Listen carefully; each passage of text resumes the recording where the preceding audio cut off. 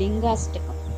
ब्रह्ममुरारिसुरार्चितलिङ्गं निर्मलभासितशोभितलिङ्गं जन्मजदुःखविनाशकलिङ्गं तत्प्रणमामि सदा शिवलिङ्गम्। देवमुनिप्रवरार्चितलिङ्गं कामदहनकरुणाकरलिङ्गं रावणदर्पविनाशकलिङ्गं तत्प्रणमामि सदा शिवलिङ्गम्।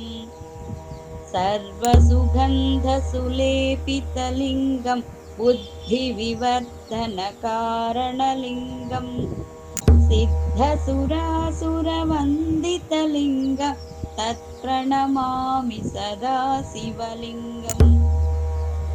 कनकमहामणिभूषितलिङ्गं फणिपतिवेष्टितशोभितलिङ्गं तक्षसुयज्ञविनाशनलिङ्गं तत्प्रणमामि सदा शिवलिङ्गम्।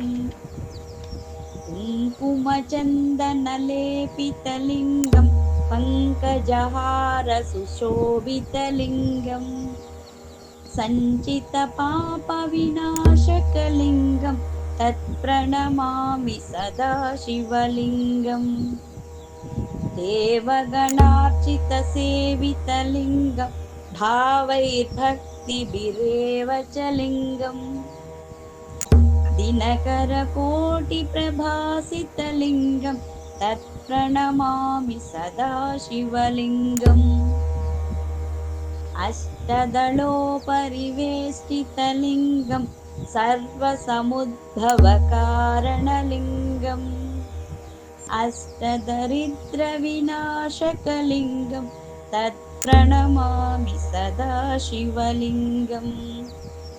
सुरगुरुसुरवरपूजितलिङ्गं सुरवनपुष्पसदार्चितलिङ्गं परमपदं परमात्मकलिङ्गं तत्प्रणमामि सदा शिवलिङ्गम्।